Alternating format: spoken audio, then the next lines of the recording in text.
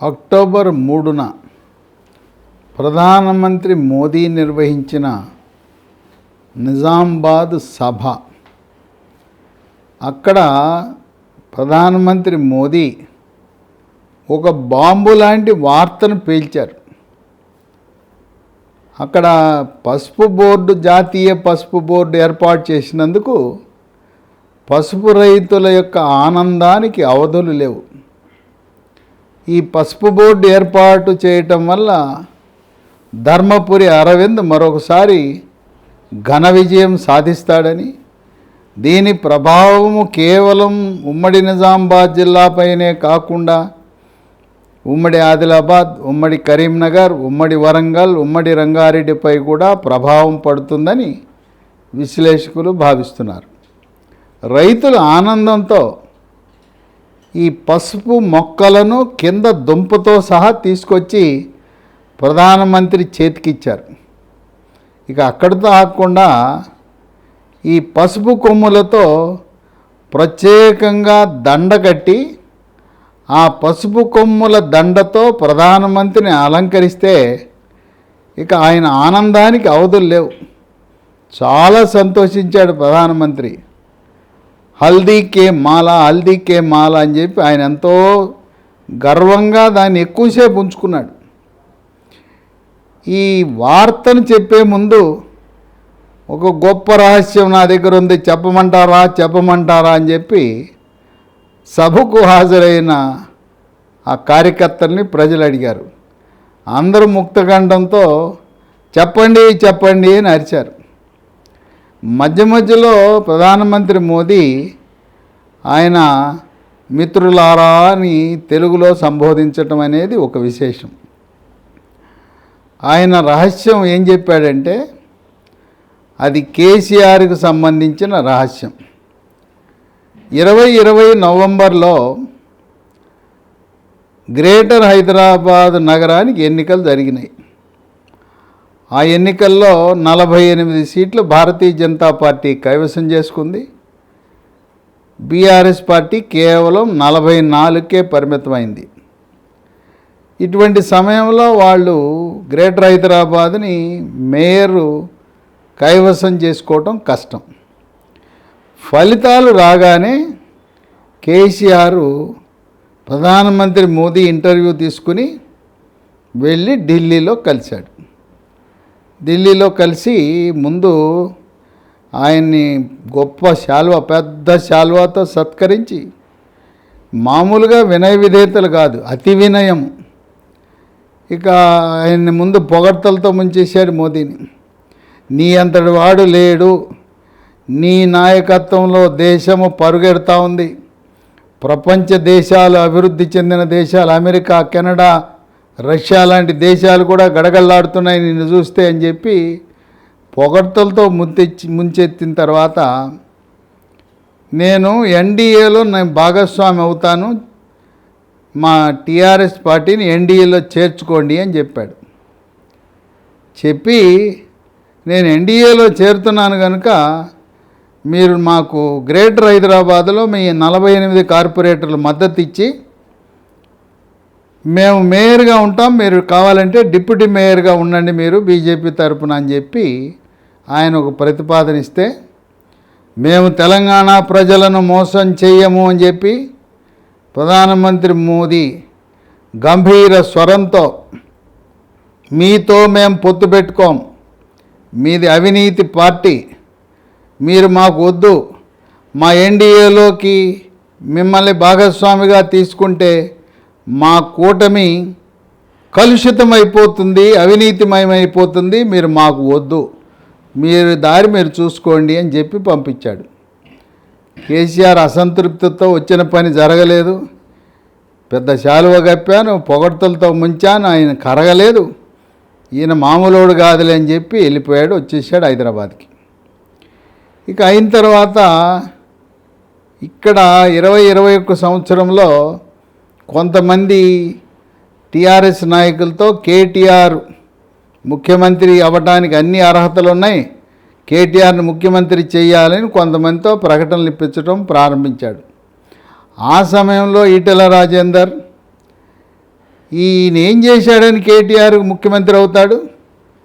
ఆయన 2001లో ఇక్కడ ఉన్నాడా? ఆయన ఎప్పుడు వచ్చాడు? 2005 సంవత్సరంలో వచ్చాడు. ఏదో కేసీఆర్ కుమారుడు కనుక ఈరోజు ఎమ్మెల్యే అయ్యాడు, మంత్రి అయ్యాడు. అసలు మంత్రి పదవి ఎక్కువ. ఆయనకి ఏం అర్హతలు ఉన్నాయి? 5 ఏళ్ల పాటు ఇక్కడ ఉద్యమం హోరెత్తుతున్న సమయంలో ఆయన అమెరికాలో ఉద్యోగం చేసుకుంటూ సంపాదన చేసుకుంటూ ఈ రోజున ముఖ్యమంత్రి అర్హత కేటీఆర్కి ఏ రకంగా ఉంటుందని చెప్పి ఈటెల రాజేందర్ గళమెత్తితే ఈటెల రాజేందర్ని క్యాబినెట్ నుంచి బర్తరఫ్ చేయటం, ఆయనపై అనవసరమైన కేసులు పెట్టడం, ఆయన ఇబ్బందికి గురి చేసి అవమానపరిచి పార్టీ నుంచి వీడే పరిస్థితి కల్పించిన ఆ సమయంలో కేసీఆర్కి భయం వేసింది. తను కేటీఆర్ని ప్రకటించి గద్దెనెక్కిస్తే పార్టీ నిలువున చీలిపోతుందేమో, హరీష్ రావు ప్రవర్తన ఎలా ఉంటుందో, హరీష్ రావు మరికొంతమంది విడిపోయి మరి 2 ముక్కలైపోతే ఆనాడు ఎన్టీ రామారావు చంద్రబాబు వ్యవహారంలాగా ఈ అధికార మార్పిడి కొడుక్కి కేటీఆర్కి వెళ్లకుండా మరొకరి చేతికి వెళ్ళిపోతుందేమో, లేదు గందరగోళం నెలకొల్తే రాష్ట్రపతి పాలన వస్తుందనే భయంతో మళ్ళీ ఒకసారి ప్రయాణం కట్టారు. ఢిల్లీకి అపాయింట్మెంట్ తీసుకుని వెళ్ళాడు. ఒకసారి పరాభవం అయింది, అక్కడేమో ఎన్డీఏలో వద్దు అని చెప్పాడు ఆయన. రెండోసారి వెళ్తే రమ్మన్నారు.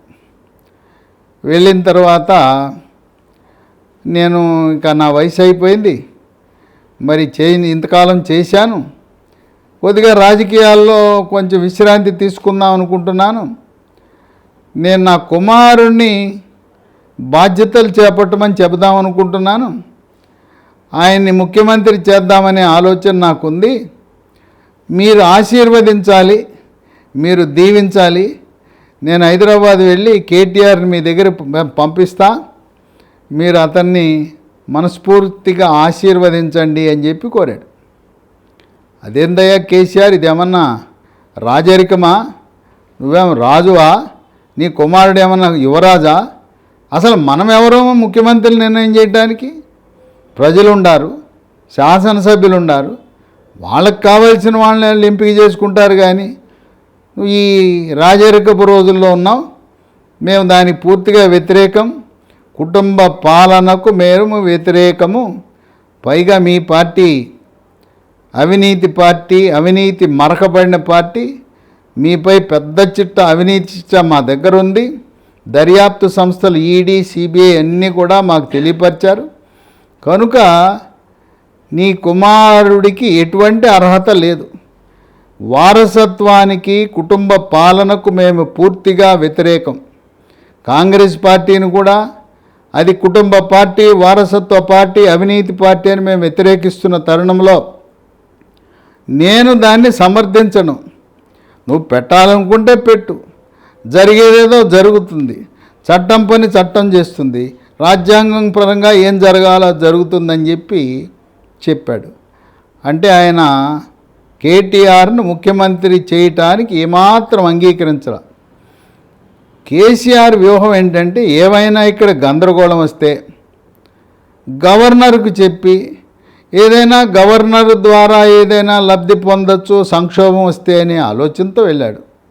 అప్పటికే గవర్నర్ తమిళసైతో ఉప్పు నిప్పుగా ఉంటున్న తరుణంలో గవర్నరు నియమ నిబంధనలు పాటిస్తూ కఠినంగా ఉంటారు. కనుక కేటీఆర్ని అధికార మార్పిడి అంత సవ్యంగా జరగకపోవచ్చు. ప్రధానమంత్రి ఆశీస్సులు, ప్రధానమంత్రి అండ ఉంటే ఇంకా తిరుగులేదు. ముందేమో ఎన్డీఏలో భాగస్వామిగా చేరి గ్రేటర్ హైదరాబాద్ని కైవసం చేసుకుందామని ఒక ఆలోచన బెడిసికొట్టింది. ఇక రెండవ ఆలోచన రాకుమారుని పట్టాభిషేకము చేయటం అనే అంశంలో ప్రధానమంత్రి మద్దతు లభించాల. అప్పుడు చెప్పారు మోడీ గారు, ఏ రోజైతే ఈ రెండు నేను తిరస్కరించానో, ఎన్డీఏకి వద్దన్నాను, కేటీఆర్ నువ్వెవరయ్యా, ఇదేమన్నా యువరాజుని పట్టాభిషేకం చేస్తావని అన్నాను. ఇక అప్పటి నుంచి నా కళ్ళల్లో కళ్ళు పెట్టి చూడటం లేదు, ఇక నా సభలకు రావటం లేదు. అంతకుముందు ఎయిర్పోర్ట్కి వస్తే పెద్ద గజమాల తీసుకొచ్చి అంగు ఆర్భాటంతో వచ్చేవాడు. ఇక శాలువాలు కూడా మామూలుగా ఉండేవి కాదు, పట్టు శాలువాలు కప్పేవాడు. ఇప్పుడు అసలు నేను వస్తే సభలు సమావేశాలు కూడా పాల్గొనడానికి సిద్ధంగా లేడు. నేను ఇక్కడ కాంగ్రెస్ పార్టీ వాళ్ళు ఒక ప్రచారం చేస్తున్నారు, బీఆర్ఎస్ బీజేపీ రెండు ఒకటే అని. మేము ఒకటి ఎట్లా అవుతాము? మేమిద్దరం ఉప్పు నిప్పులా ఉంటున్నాం, ఒకటయ్యే పరిస్థితే కాదు అంటూ మోదీ ఇంకోటి ఉదహరించారు. 2004లో ఏ పార్టీలు కలిసి పోటీ చేసినాయి ఒక్కసారి గమనించండి అని ఉదహరించారు. 2004లో TRS party, Congress party, CPI, CPM వీళ్ళన్నీ కలిసి పోటీ చేశారే మీరు? ఒకప్పుడు మీరు భాగస్వామ్య పక్షాలు 2004లో కాంగ్రెస్ పార్టీ విజయం సాధించిన తర్వాత రాష్ట్రంలో మీరు సంకీర్ణ ప్రభుత్వాన్ని ఏర్పాటు చేశారు. సంకీర్ణ ప్రభుత్వంలో 6 టీఆర్ఎస్ ఎమ్మెల్యేలని మంత్రులుగా పెట్టారు. దాంట్లో మీ మేనల్లుడు హరీష్ రావు కూడా మంత్రిగా చేరాడు, మంత్రిగా బాధ్యతలు చేపట్టాడు. కేసీఆర్ గుర్తులేదా? నువ్వు 2004లో సంకీర్ణ ప్రభుత్వంలో యూపీఏ భాగస్వామిగా కాంగ్రెస్ పార్టీ మన్మోహన్ సింగ్ క్యాబినెట్లో నువ్వు కేంద్ర మంత్రిగా పనిచేయలేదా? ఎవరికున్నాయి సంబంధాలు? కాంగ్రెస్ పార్టీకి టీఆర్ఎస్కి ఉన్నాయి. ఎప్పుడైనా చరిత్రలో కాంగ్రెస్ పార్టీ బీజేపీ కలిసి పోటీ చేసిన దాఖలాలు దేశంలో ఎక్కడైనా ఉన్నాయా? కనుక ఏదైనా ఒక అబద్ధం చెప్తే అతికేదట్టు ఉండాలి. కనుక ఈ కాంగ్రెస్ పార్టీ వాళ్ళు బీఆర్ఎస్ బీజేపీకి ఏదో రహస్య ఒప్పందం ఉందని ప్రచారం చేస్తున్నారని, ఇవి వాస్తవాలు ఇన్నాళ్ళు దాచుకుని నా హృదయంలో పెట్టుకుని తప్పనిసరి పరిస్థితుల్లో కాంగ్రెస్ వాళ్ళు చేసే ప్రచారం ఏదో లోపాయోపకార ఒప్పందం బీజేపీ బీఆర్ఎస్కు ఉన్నది అని దాన్ని తిప్పికొట్టడానికి ప్రజలకు, తెలంగాణ ప్రజలకు వివరణ చెప్తున్నానని చెప్పారు. అంటూ దేశానికి స్వాతంత్రం 1947 ఆగస్టు 15 వస్తే తెలంగాణ రాష్ట్రానికి స్వాతంత్రము 13 నెలలు ఆలస్యంగా సెప్టెంబర్ 17, 1948లో వచ్చింది. అది కూడా గుజరాత్ రాష్ట్రానికి చెందిన గుజరాతీ బిడ్డ సర్దార్ వల్లభాయ్ పటేల్ హోంమంత్రిగా ఉండి ఆయన సైనిక చర్య ద్వారా అప్పటి వరకు నిజాం నేను భారతదేశంలో కలవను, నేను ఒక స్వతంత్ర దేశంగా ఉండిపోతాను, నిజాం దేశం లేదా నేను పాకిస్తాన్లో కలుస్తాను, భారతదేశంలో నేను విలీనం కానని మంకుపట్టు పట్టుకుని దేశానికి స్వాతంత్రం వచ్చిన తర్వాత 13 నెలల పాటు నిజాం పాలనలో రజాకారుల ఆగడాలను పూర్తిగా వ్యతిరేకించారు. సాయుధ పోరాటం ద్వారా తెలంగాణ ప్రజలని మరొక్కసారి మోదీ గుర్తు చేయటం జరిగింది.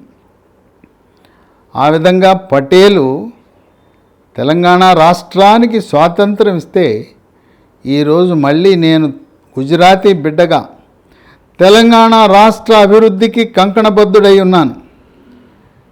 మీరు ఒక అవకాశం ఇవ్వడానికి మీరు సిద్ధంగా ఉన్నారు. తెలంగాణ ప్రజలు కమలం గుర్తుకి ఓటేసి ఒక్కసారి డబుల్ ఇంజిన్ సర్కార్ ఏంటేంటో రుచి చూడాలనే సంకల్పంతో మీరున్నారు.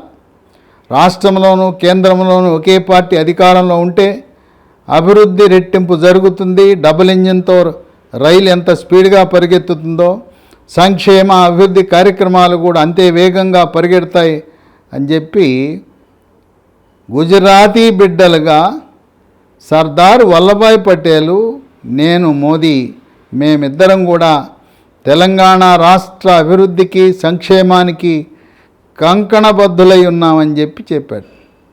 ఇంకొక రహస్యం కూడా మోదీ చెప్పాడు, కర్ణాటక రహస్యం. దాంట్లో ఏంటంటే మరి కేసీఆర్ జేడీఎస్ పార్టీకి చెందిన కుమారస్వామిని ఆహ్వానించాడు. పత్రికా సమావేశం పెట్టి జేడీఎస్తో కలిసి కర్ణాటక రాష్ట్రంలో పోటీ చేస్తున్నామని ప్రకటించి శాసనసభ ఎన్నికల్లో ఎందుకు పోటీ చేయలేదు, ఇప్పుడు ప్రధానమంత్రి మోదీ ఆ రహస్యాన్ని చిట్టా విప్పేశాడు. కేసీఆర్ కాంగ్రెస్ పార్టీతో తెర వెనుక రహస్య ఒప్పందం కుదుర్చుకున్నాడు. ఏంటి? కేసీఆర్ వెళ్ళి అక్కడ బీఆర్ఎస్ పార్టీ కర్ణాటకలో పోటీ చేస్తే ఆ కర్ణాటకలో తెలుగు భాష మాట్లాడే వాళ్ళందరూ కూడా ప్రభుత్వ వ్యతిరేక ఓటు చీలిపోతుంది. అందువల్ల బీఆర్ఎస్ పార్టీ పోటీ చేయకపోతే కాంగ్రెస్ పార్టీ గెలుస్తుంది. ఓటు చీలకుండా ఏమీ పట్టులేని మహారాష్ట్రలో తిరిగావే, మరి కర్ణాటక నిజాం రాష్ట్రంలో భాగస్వామ్యమైన కర్ణాటక ఎన్నికల్లో ఎందుకు పోటీ చేయలేదు? ఎందుకు వ్యూహం మార్చావు? అక్కడ దాదాపు 1 కోటి మంది తెలుగు భాష మాట్లాడే ప్రజలుంటే పోటీ చేయకపోవటానికి గల కారణం రహస్య ఒప్పందం ఏంటంటే కర్ణాటకలో కాంగ్రెస్ పార్టీ గెలవాలి. అది కేసీఆర్ వ్యూహం. దానికి కావలసిన డబ్బులన్నీ కూడా నిధులు ఇక్కడి నుంచి తెలంగాణ రాష్ట్రం నుంచి కర్ణాటకకు నిధులు పంపటం జరిగింది కేసీఆర్. అంటే మన తెలంగాణ ప్రజల యొక్క కష్టార్జితం అవినీతి రూపంలో కర్ణాటక రాష్ట్రానికి కాంగ్రెస్ పార్టీకి పంపి అక్కడ కాంగ్రెస్ పార్టీ గెలవాలి. దానికి ప్రతిఫలంగా ఇక్కడే ఉంది రహస్యం, తెర వెనుక ఒప్పందం. కర్ణాటకలో కాంగ్రెస్ గెలవాలి, దానికి కావలసిన నిధులు నేను సమకూరుస్తాను, మా అభ్యర్థులను పోటీకి పెట్టను, దానికి ప్రతిఫలము మీరు తెలంగాణ రాష్ట్రంలో బీఆర్ఎస్ పార్టీకి ఒప్పందం, మమ్మల్ని గెలిపించండి, మమ్మల్ని అధికారంలోకి తీసుకురండి, మీరు మాతో రహస్యంగా తెర వెనుక ఒప్పందం కుదుర్చుకుందాం, మీరు కర్ణాటకలో గెలవండి, మేము బీఆర్ఎస్ పార్టీ తెలంగాణలో గెలుస్తాం, అవసరమైతే ప్రస్తుతం నేను మీ కూటమిలో ఇండియా కూటమిలో భాగస్వామిగా ఉండను, అవసరమైతే ఇండియా కూటమి కాకుండా ఇంకే కూటమిలో ఉంటాను నేను, నా శత్రువు మోదీ, నా శత్రువు బీజేపీ, నా శత్రువు బీజేపీ అయినప్పుడు మీతో కాకుండా ఇంకెవరితో ఉంటాను అని చెప్పి ఇరువురు కర్ణాటక ఎన్నికల ముందే కాంగ్రెస్ పార్టీతో ఒప్పందం కుదిరింది. కర్ణాటకలో కాంగ్రెస్ గెలవాలి, దానికి కావలసిన నిధులు మొత్తం కూడా తెలంగాణ రాష్ట్రం నుంచి పంపడం జరిగింది. ఇప్పుడు దానికి ప్రతిఫలం చెల్లించుకునే ప్రయత్నంలో భాగంగా కాంగ్రెస్ పార్టీ బీఆర్ఎస్ పార్టీ రహస్య ఒప్పందం కుదుర్చుకుని ఏ విధంగానైనా బీజేపీ గెలవకూడదు, బీఆర్ఎస్ గెలవాలని కాంగ్రెస్ పార్టీ కృషి చేస్తుందని అది కూడా ఒక పెద్ద బాంబు లాంటి వార్తను పేల్చాడు ప్రధానమంత్రి మోదీ. ఈ కాంగ్రెస్ పార్టీ వాళ్ళు రాహుల్ గాంధీ మరికొంతమంది నాయకులు అర్థం పర్థం లేని జాతిని విచ్ఛిన్నం చేసే విధంగా ఉత్తర భారతం అని దక్షిణ భారతం అని వేర్పాటువాదాన్ని ప్రోత్సహించడానికి 2026లో జరిగే నియోజకవర్గాల పునర్విభజన ప్రక్రియలో భాగంగా ప్రస్తుతం ఉన్న 540 లోక్సభ సీట్లు 800కు పెరిగే అవకాశం ఉన్నది. ఆ పెరిగిన సీట్లు జనాభా ప్రకారము లోక్సభ సీట్లు కేటాయిస్తే దక్షిణ భారతదేశంలో సీట్లు లోక్సభ సీట్లు తగ్గిపోతాయి, ప్రాతినిధ్యం తగ్గిపోతుంది, అంతా ఉత్తర భారతానికే సీట్లు పెరుగుతాయి, ఉత్తర భారతం నుంచే ప్రధానమంత్రులు అవుతారని చెప్పి దక్షిణ భారత రాష్ట్ర ప్రజలను రెచ్చగొట్టే విధంగా కాంగ్రెస్ ప్రచారం చేస్తుంది. అది వాస్తవం కాదు అని చెప్పి ప్రధానమంత్రి మోదీ ఖరాఖండిగా చెప్పాడు. దక్షిణ భారతదేశం యొక్క ప్రాధాన్యత ఏమాత్రమూ తగ్గదు. ఇప్పుడు మీకున్న సీట్లు తగ్గవు, మీకు ప్రాతినిధ్యం పెరుగుతుంది, దామాషా నిష్పత్తి ప్రకారం పెరుగుతుంది. కాంగ్రెస్ పార్టీ వాళ్ళు చెప్పిన మాటలు నమ్మద్దు. ఇప్పుడు మీకు సుమారుగా 175 సీట్లుంటే అవి 175, 275 అవుతాయి, కానీ అంతకంటే తగ్గవు. మీ దక్షిణ భారతదేశంలో ప్రాతినిధ్యానికి ఎటువంటి లోపం ఉండక ఆంధ్రప్రదేశ్, తెలంగాణ, కేరళ మీ 5 రాష్ట్రాల ప్రాతినిధ్యం ఏమాత్రం తగ్గదు అని చెప్పి ఆ విషయంలో స్పష్టత ఇచ్చి కాంగ్రెస్ పార్టీ వాళ్ళు కానీ ఈ ప్రాంతీయ పార్టీలు డిఎంకే, బీఆర్ఎస్ లాంటి ప్రాంతీయ పార్టీలు చేసే దుష్ప్రచారాన్ని నమ్మవద్దని నిజామాబాద్ సభ వేదికగా వివరణ ఇవ్వటం అనేది విశేషం. ఈ సభ ద్వారా కేసీఆర్ యొక్క గుట్టును రట్టు చేసి ఎంతో కాలంగా కడుపులో పెట్టుకున్న రహస్యాన్ని ఈ నిజామాబాద్ బహిరంగ సభ వేదికగా ప్రధానమంత్రి ఆ రహస్యాలను వెలిబుచ్చితే కేసీఆర్ ఆయన స్వల్ప అనారోగ్య కారణం వల్ల ఏమీ స్పందించలేదు. హరీష్ రావు, కేటీఆర్ ఏదో మాట్లాడుతున్నారు కానీ సమర్థవంతంగా ప్రధానమంత్రి మోదీ చెప్పిన విషయాలను తిప్పికొట్టలేకపోయారు.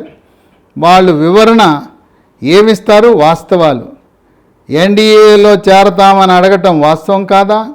కేటీఆర్ని ముఖ్యమంత్రి చేస్తాను, మీ ఆశీర్వాదం కావాలని అడగటం వాస్తవం కాదా అని చెప్పి ఇప్పుడు ఉన్న పళంగా బీజేపీ గ్రాఫ్ మహబూబ్ నగర్ సభతో, నిజామాబాద్ సభతో, సమ్మక్క సారక్క గిరిజన యూనివర్సిటీ ప్రకటన, జాతీయ పసుపు బోర్డు నిజామాబాద్లో ఏర్పాటు, ఈ రెండింటినీ కూడా 4 అక్టోబర్న జరిగిన క్యాబినెట్ సమావేశంలో ఆమోదింపజేశారు. త్వరలో ఆచరణ ప్రారంభమవుతుంది. త్వరలో ఎన్నికల కోడ్ అమలైనా కూడా గిరిజన యూనివర్సిటీ పనులకు, పసుపు బోర్డు కార్యాచరణకు ఎటువంటి అడ్డంకులు రావు. నిధుల కేటాయింపుకు కానీ, భవన నిర్మాణానికి కానీ, సిబ్బంది నియామకాలకు కానీ ఎన్నికల కోడ్ అమలు కాదు. ఎన్నికల షెడ్యూల్ ప్రకటనకు ముందే అన్ని ఏర్పాట్లు పూర్తయినాయి కనుక తెలంగాణ ప్రజలు, రైతుల, గిరిజనుల యొక్క ఆనందానికి అవధుల్లేవు. ఒక గిరిజన మహిళ ద్రౌపది ముర్ము మొట్టమొదటిసారిగా రాష్ట్రపతి స్థానానికి వెళ్తుంటే ఈ బీఆర్ఎస్ నాయకులు, కాంగ్రెస్ నాయకులు గిరిజన మహిళ ఎన్నిక కాకుండా అడ్డుకున్నారని ప్రధానమంత్రి మోదీ పలుసార్లు ఆ విషయాన్ని ప్రస్తావించడం జరిగింది. అందువల్ల తెలంగాణ రాష్ట్రం నుండే గిరిజనులు, మా గిరిజన ఆడబిడ్డ, ఆడపడుచు రాష్ట్రపతి అవుతుంటే అడ్డుకున్న బీఆర్ఎస్ పార్టీ, కాంగ్రెస్ పార్టీ మా ఓట్లు అడగడానికి మీకేమి నైతిక హక్కు ఉన్నదని ప్రశ్నిస్తున్న సమయంలో ఉన్న పళంగా ప్రధానమంత్రి 2 సభలతో బీజేపీ గ్రాఫ్ ఆకాశానికి ఎదిగింది. ఇప్పుడు ప్రధాన పోటీ బీఆర్ఎస్, బీజేపీ పార్టీల మధ్యనే. కాంగ్రెస్ పార్టీ 3వ స్థానానికి పడిపోవడం, కర్ణాటక రహస్యం ఒప్పందం కారణం వల్ల కాంగ్రెస్ పార్టీ తెలంగాణ రాష్ట్రంలో బీఆర్ఎస్ గెలుపు కోసం కృషి చేస్తుందని మోదీ బాంబు పేల్చిన తర్వాత ప్రజలు ఆలోచిస్తున్నారు. ఇప్పటిదాకా కాంగ్రెస్ పార్టీకి ఓటేస్తే ఎమ్మెల్యేలు అమ్ముడుపోతారనుకున్నాం. మోదీ గారు రహస్యం చెప్పేశారు. పంచుకున్నారు 2 రాష్ట్రాలని. Congress party Karnataka, BRS party Telangana 2 రాష్ట్రాలు పంచుకున్నారు. కనుక కాంగ్రెస్కు ఓటేస్తే ప్రయోజనం లేదు, అమ్ముడుపోవటమో లేదు, రహస్య ఒప్పంద అనుకూలంగా సీట్లు తగ్గితే బీఆర్ఎస్, కాంగ్రెస్ కలిపి సంకీర్ణ ప్రభుత్వాన్ని ఏర్పాటు చేయటమో లేదు, కేసీఆర్ ఈ కాంగ్రెస్ పార్టీ ఎమ్మెల్యేలను సంతలో పశువులా కొనుక్కుంటారని చెప్పి ఊహాగానాలు వెలువడుతున్న తరుణంలో ఒక్కసారి కమలానికి ఓటు వేసి చూద్దాం. ఇన్ని పార్టీలకు ఓటేసాం, కాంగ్రెస్కి వేసాం, తెలుగుదేశానికి వేసాం, టీఆర్ఎస్, బీఆర్ఎస్కి వేసాం. ఒక్కసారి కమలం రుచి చూద్దామనే ఆలోచనలో తెలంగాణ ప్రజలు ఉన్నారు. పైగా తెలుగు ప్రజలు 10 సంవత్సరాలు దాటి ఏ పార్టీకి కూడా అధికారం కట్టబెట్టరు.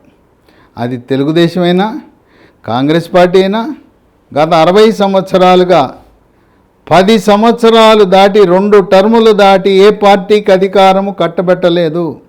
అందువల్ల 10 ఏళ్ళు అయిపోయింది బీఆర్ఎస్ పార్టీకి. ఈ తెలుగు ప్రజల సెంటిమెంట్ ప్రకారం 3వసారి ఓటు వేయటము, హ్యాట్రిక్ కొట్టడం అనేది గత 60 సంవత్సరాల్లో ఎప్పుడూ జరగలేదు. కనుక బీఆర్ఎస్ పార్టీ హ్యాట్రిక్ కొట్టడం అసంభవమని విశ్లేషకులు భావిస్తున్న తరుణంలో ప్రధానమంత్రి మోదీ 2 సభలతో తెలంగాణ రాజకీయాన్ని రూపురేఖలను మార్చి ఆయన బాంబుల్లాంటి వార్తలను నిజామాబాద్ సభా వేదికగా బయట పెట్టడం ద్వారా తెలంగాణ ప్రజలకు, ఓటర్లకు కనువిప్పి కలిగి యువత, తెలంగాణ రాష్ట్రంలో ఉండే యువత ఉద్యోగాలు నింపటం లేదు, నోటిఫికేషన్లు ఇస్తే తెలంగాణ పబ్లిక్ సర్వీస్ కమిషన్ నిర్వాహకము లీకేజీలతో మాకిస్తానన్న నిరుద్యోగ భృతి హొళక్కి, అందువల్ల 35 సంవత్సరాలు 18 నుంచి 35 సంవత్సరాల మధ్య ఉన్న యువత ఎవ్వరూ కూడా బీఆర్ఎస్ పార్టీకి ఓటేయటానికి సుముఖంగా లేరు. పైగా ఇంట్లో తల్లిదండ్రులు కూడా మా అబ్బాయి మా అమ్మాయి సర్వీస్ కమిషన్కి దరఖాస్తు పెట్టుకున్నది, 2 సార్లు గ్రూప్ 1 పరీక్షలు కూడా నిర్వహించలేని దుస్థితిలో ఉన్న ప్రభుత్వము పార్టీకి మళ్ళీ 3వసారి ఓటా వద్దులే అని చెప్పి ఈ 30 లక్షల మంది నిరుద్యోగ యువతతో పాటు వారి తల్లిదండ్రులు కలుపుకుంటే 1 కోటి మంది అవుతారు. ఆ 1 కోటి మంది ఆ ప్రజల యొక్క తిరుగుబాటు బీఆర్ఎస్ పార్టీ మళ్ళీ అధికారంలోకి వచ్చే అవకాశాలు ఉండవని విశ్లేషకులు భావిస్తున్నారు.